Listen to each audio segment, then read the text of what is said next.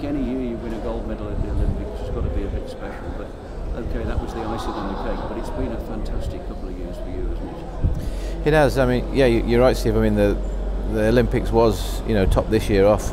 But to the build-up and the run-up to that, I mean, I've had a really good season in general, you know. Starting in Florida, where Big Star and Carlo, they both won 2 or 3 Grand Prix apiece. Yeah. And then they went on to La Ball, and Carlo won the Grand Prix, and Big Star jumped to double clear the Nations Cup. In Hamburg, Big Star won the Global Tour, and Carlo won the German Championship. So, and then the Olympics came. So yeah, I had a brilliant year. Pretty good CV. Yeah. You know, let's just talk a little bit about the Olympics. I mean, it was fantastic. Would you have settled before the Olympics for 1 gold medal? I know you were hell-bent on 2. Would you have settled for 1 if you had a choice? I think, sure you would, yeah. You would have settled for 1. I think it was, you know, down to the individuals, annoying about how the horse had jumped so well throughout and touched 1 pole and it fell and you lose everything.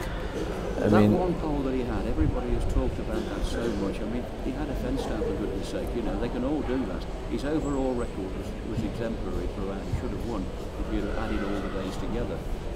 I mean, that's it. I mean, at the end of the day, he's not immortal. I mean, he had horses do our fences down, and I mean, he had a great run till then. It was just a pity that it couldn't have lasted 1 more round, didn't it? But those are the rules. And I'm going to ask you on air something I meant to ask you in private. You know, you might just give me the answer.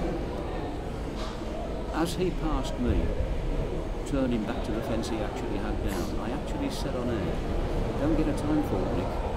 Did you think the same thing? Because to me, you seemed to turn a little bit quicker. You were very conscious of the time. When he just clipped it behind, it was unlucky, wasn't it? He was, but I mean, I've never said this, but Paul Schockenmuller came out to me and he said, when you jump the combination, don't hang about. He said, because the time's tight.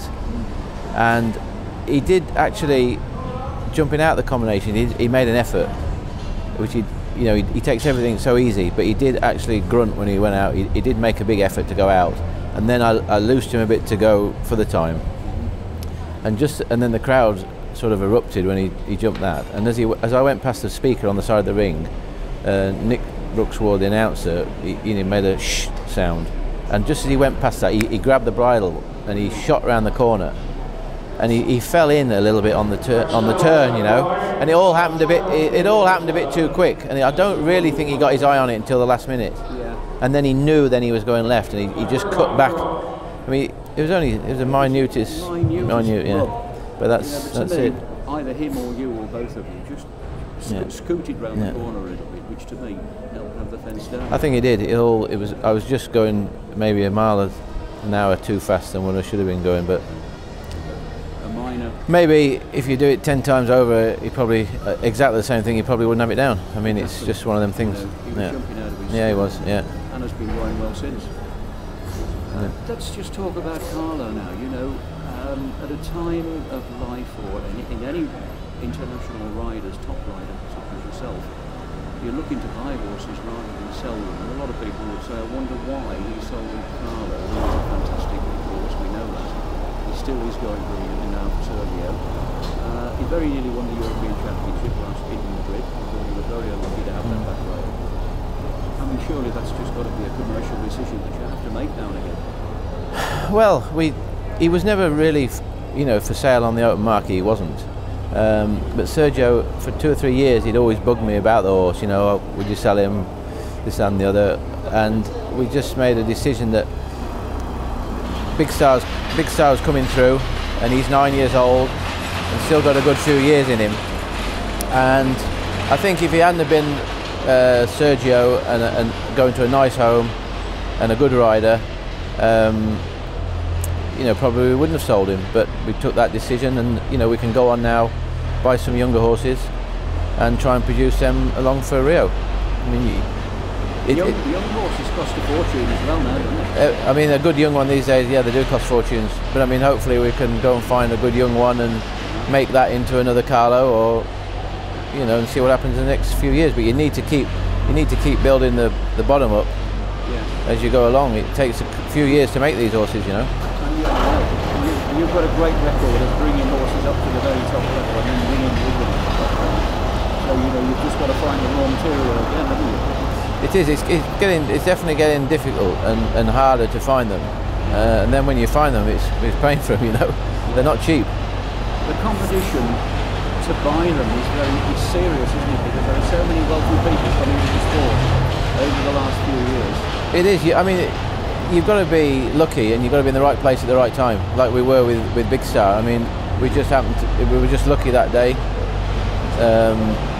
Laura saw him at a show in Holland. We were there the next week and bought him. But I mean, he was a one-off. You know, it wasn't really a risk factor with him because he had you could see all the qualities even at 5 years old. You know, it's a matter of, you know, putting the money down and waiting the 3 or 4 years to make him. Still a relatively young horse. He is. I mean, everybody forgets that. I mean, I've been jumping him here yesterday, and he's still green indoors. Yeah. And yet you think, well, how can he be? He's been jumping all this season, but he is only 9. Spooked away from the wall a little bit. He did, yeah. I mean, some cameras went off, and he doesn't settle.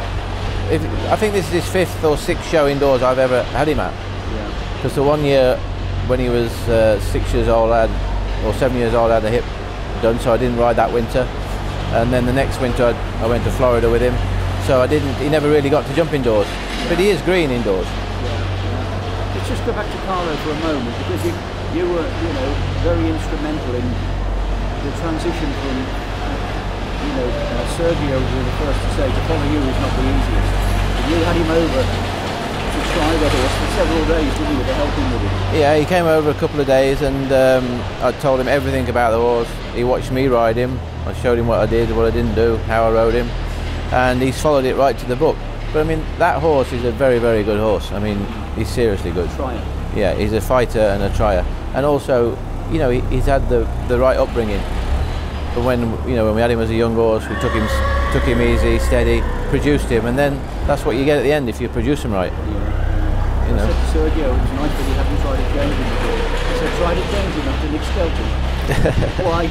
Yeah, but one thing with Sergio, he's on the phone every week when he jumps. As soon as he's jumped, or what should I do? And he asks, what class you should jump in. I mean, yeah, he is. Yeah, after sales service. Yeah, well, you can call it that. Probably, if he didn't go very well, I probably wouldn't answer the telephone. Well, I can assure you, I've seen him every time in the World Cup. I think he's been second in 2 and third in 1. No, he's an out-and-out jumper, though. He is. It's pretty good going. Yeah. Listen, Nick, thanks for your time. Cheers. Have a good shot tomorrow. Big star in the World Cup. Yeah. Good luck. We'll be looking out for you. Cheers. Thanks.